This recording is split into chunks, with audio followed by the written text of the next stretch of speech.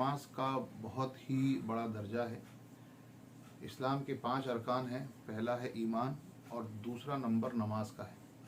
हुज़ूर पाक सल्लल्लाहु अलैहि वसल्लम फरमाया करते थे कि नमाज मेरी आंखों की ठंडक है, नमाज मोमिन की मेराज है।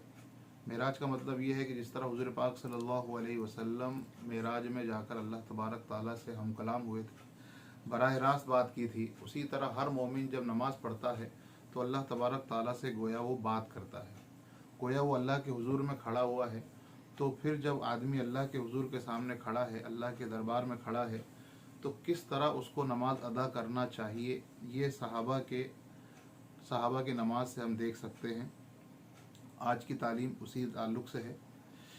नमाज सारी इबादतों में सबसे अहम चीज़ है। क़यामत में ईमान के बाद सबसे पहले नमाज ही का सवाल होता है। हुज़ूर अकरम सल्लल्लाहु अलैहि वसल्लम का इरशाद है कि कुफ्र और इस्लाम के दरमियान नमाज ही आड़ है। इसके अलावा और भी बहुत इरशादात इस बारे में वारिद हैं। हक़ ताला शान इरशाद फरमाते हैं कि जो शख्स मेरे किसी वली से दुश्मनी करता है, मेरी तरफ से उसको लड़ाई का ऐलान, और कोई शख्स मेरा कुर्ब उस चीज़ के बनिस्बत ज़्यादा हासिल नहीं कर सकता जो मैंने उस पर फ़र्ज़ की है, यानी सबसे ज़्यादा नज़दीकी मुझसे फ़राइज़ के अदा करने से हासिल होती है, और नवाफिल की वजह से मुझसे बंदा करीब होता रहता है, यहाँ तक कि मैं उसको अपना महबूब बना लेता हूँ। फिर मैं उसका कान बन जाता हूँ जिससे वो सुनता है, और उसकी आँख बन जाता हूँ जिससे वो देखता है, और उसका हाथ बन जाता हूँ जिससे वो किसी चीज़ को पकड़ता है, और उसका पाँव बन जाता हूँ जिससे वो चलता है, और अगर मुझसे कुछ मांगता है तो मैं उसको अता करता हूँ, और किसी चीज़ से पनाह चाहता है तो मैं पनाह देता हूँ। आँख कान बन जाने का मतलब यह है कि उसका देखना, सुनना, चलना फिरना सब मेरी ख्वाहिश के ताबे बन जाता है। कोई बात भी मेरी मर्जी के खिलाफ नहीं होती।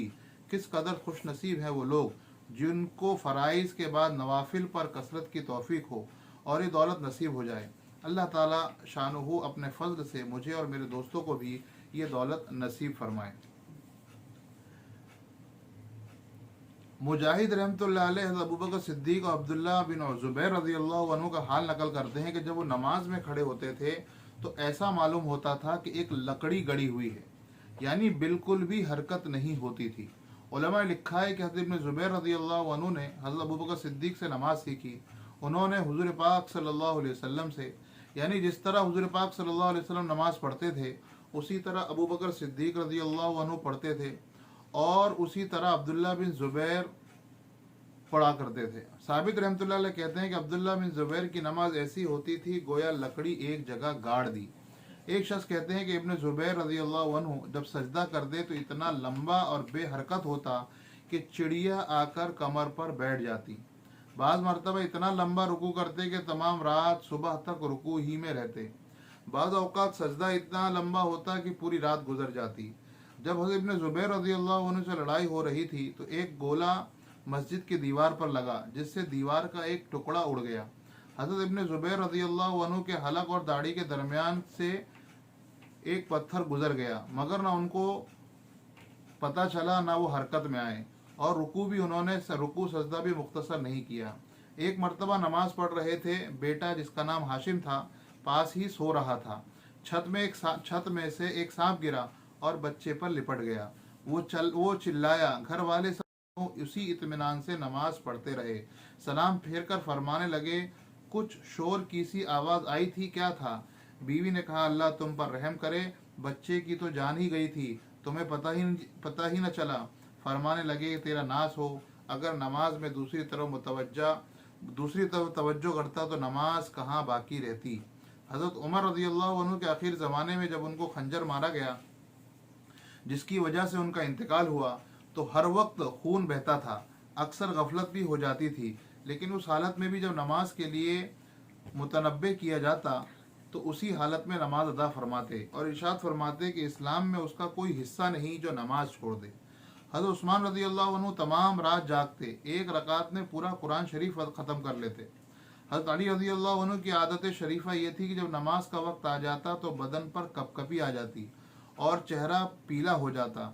किसी ने पूछा, क्या बात है? फरमाया कि उस अमानत का वक्त है जो अल्लाह जल्ल शानुहु ने आसमानों और ज़मीन पर और पहाड़ों पर उतारी, तो वो उसको बर्दाश्त न कर सके और मैं और हम इंसानों ने उसका तहम्मुल कर लिया, उसको उठा लिया।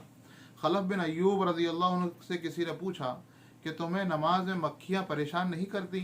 फरमाया, गुनहगार लोग हुकूमत के कोड़े खाते हैं और हरकत नहीं करते और उस पर फ़ख्र करते हैं और अपने सब्र तहम्मुल और बर्दाश्त पर अकड़ते हैं कि इतने कोड़े मारे मैं हिला तक नहीं, मैं अपने रब के सामने खड़ा हूँ और एक मक्खी की वजह से हरकत कर जाऊँ।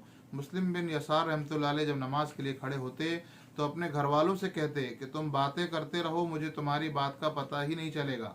एक मरतबा बसरा की जाम मस्जिद में नमाज पढ़ रहे थे। मस्जिद का एक हिस्सा गिरा, लोग उसकी वजह से दौड़े, वहाँ जमा हुए, शोर गोल हुआ, मगर उनको पता ही न चला।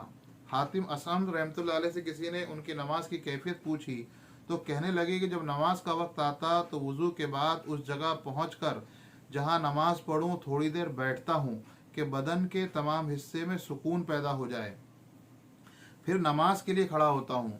इस तरह के बैतुल्लाह को अपनी निगाह के सामने समझता हूँ और पुल सिरात को पाँव के नीचे, जन्नत को दाईं तरफ और जहन्नम को बाईं तरफ समझता हूँ और मौत के फरिश्ते को अपने पीछे खड़ा हुआ ख्याल करता हूँ और समझता हूँ कि यह आखिरी नमाज है।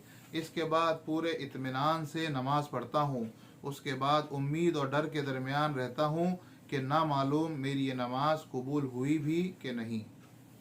नबी अकरम सल्लल्लाहु अलैहि वसल्लम एक गज़वा से वापस तशरीफ़ ला रहे थे। शब को एक जगह क़याम फरमाया और इरशाद फरमाया कि आज रात को हिफाजत और चौकीदारी कौन करेगा। एक मुहाजिर और एक अंसारी साहबी हज़रत अम्मार बिन यासिर और हज़रत अब्बाद बिन बिश्र ने अर्ज़ किया कि हम दोनों करेंगे। हुज़ूर पाक सल्लल्लाहु अलैहि वसल्लम ने एक पहाड़ी जहाँ से दुश्मन के आने का रास्ता हो सकता था बता दी कि इस पर दोनों क़याम करो। दोनों हजरात वहाँ तशरीफ़ ले गए। वहाँ जाकर अंसारी ने मुहाजिरी से कहा, रात को दो हिस्सों पर मुनकसिम करके कर लेते हैं, एक हिस्से में आप सो और मैं जागता रहूं, दूसरे हिस्से में आप जागें और मैं सोता रहूं, कि दोनों के तमाम रात जागने में यह भी एहतमाल है कि किसी वक्त नींद का गलबा हो जाए और दोनों की आंख लग जाए। अगर कोई ख़तरा जागने वाला महसूस करे तो अपने साथी को जगा ले। रात का पहला आधा हिस्सा अंसारी के जागने का करार पाया और मुहाजिर सो गए। अंसारी रज़ी अल्लाह अन्हु ने नमाज की नीयत बांध दी। दुश्मन की जानिब से एक शख्स आया और दूर से खड़े हुए शख्स को देखकर तीर मारा।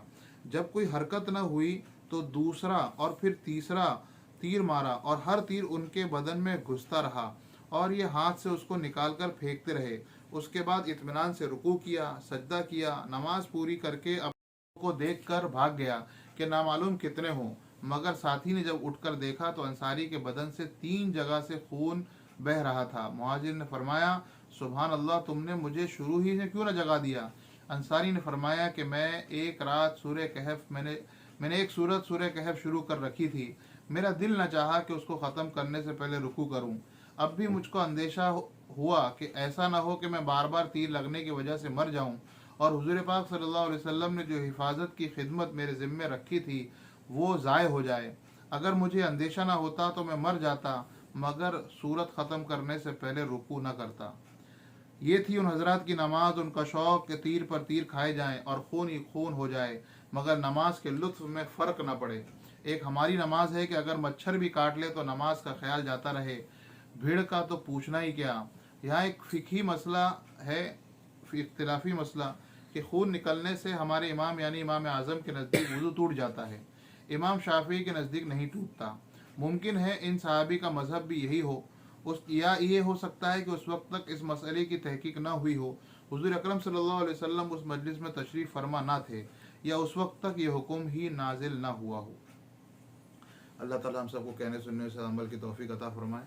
व आखिर दावाना अनिल हम्दुलिल्लाहि रब्बिल आलमीन। सुब्हानल्लाहि व बिहम्दिही, सुब्हानकल्लाहुम्मा व बिहम्दिका, व नशहदु अल्ला इलाहा इल्ला अंता, व नस्तगफिरुका व नतूबु इलैक।